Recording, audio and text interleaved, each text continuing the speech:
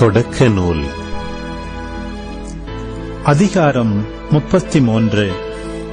யாக்கோபு தம் கண்களை உயர்த்தி பார்க்க ஏசா 400 ஆள்களோடு வருவதை கண்டார். உடனே அவர் லேயாவிடமும் ராக்கேலிடமும் 2 வேலைக்காரிகளிடமும் பிள்ளைகளை பிரித்து ஒப்படைத்தார். முதல் வரிசையில் வேலைக்காரிகளையும் அவர்களுடைய பிள்ளைகளையும், 2ஆம் வரிசையில் லேயாவையும் அவருடைய பிள்ளைகளையும், இறுதியில் ராக்கேலையும் யோசேப்பையும் நிறுத்தினார். அவர் அவர்களுக்கு முன் சென்று தம் சகோதரரை நெருங்கிச் செல்கையில் 7 முறை தரையில் வீழ்ந்து அவரை வணங்கினார். ஏசாவோ அவருக்கு எதிர்கொண்டு ஓடி அவரை அரவணைத்து இறுக கட்டி தழுவி முத்தமிட்டார். இருவரும் மகிழ்ச்சி கண்ணீர் சிந்தினர். பின் கண்களை உயர்த்தி பெண்களையும் அவர்களின் பிள்ளைகளையும் கண்டு, உன்னோடு இருக்கும் இவர்கள் யார் என்று கேட்டார்.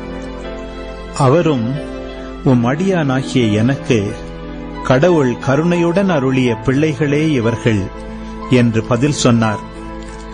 அப்பொழுது வேலைக்காரிகளும் அவர்களுடைய பிள்ளைகளும் அணுகி அவரை வணங்கினர். அவ்வாறே லேயாவும் அவருடைய பிள்ளைகளும் வணங்கினர். இறுதியாக யோசேப்பும் ராக்கேலும் நெருங்கி வந்து வணங்கினர்.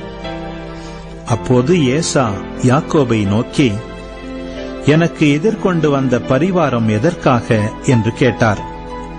யாக்கோபு, என் தலைவராகிய உம் பார்வையில் எனக்கு தயை கிடைப்பதற்காக என்று பதில் சொன்னார்.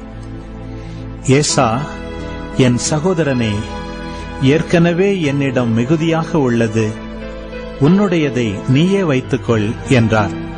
யாக்கோபு, இல்லை, உமது பார்வையில் எனக்கு தயை கிடைத்திருப்பது உண்மையானால் நான் தரும் அன்பளிப்பை ஏற்றுக்கொள்ளும்.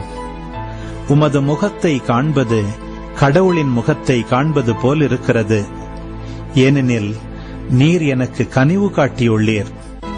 எனவே உமக்கு அடியேன் கொண்டு வந்துள்ள அன்பளிப்பை தயவு செய்து ஏற்றுக்கொள்ளும்.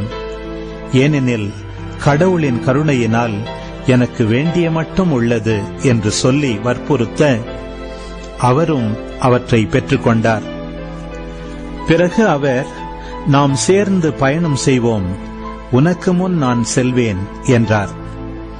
அதற்கு யாக்கோபு, பச்சிளங்குழந்தைகளும் பால் கொடுக்கும் ஆடு மாடுகளும் என்னிடம் உள்ளன என்று என் தலைவராகிய உமக்கு தெரியும்.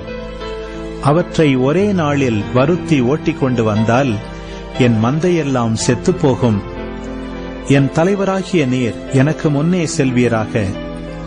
நானோ மந்தைகள் பிள்ளைகளின் நடைக்கு ஏற்ப மெதுவாக வந்து சேயீரில் உம்மை சந்திப்பேன் என்றார்.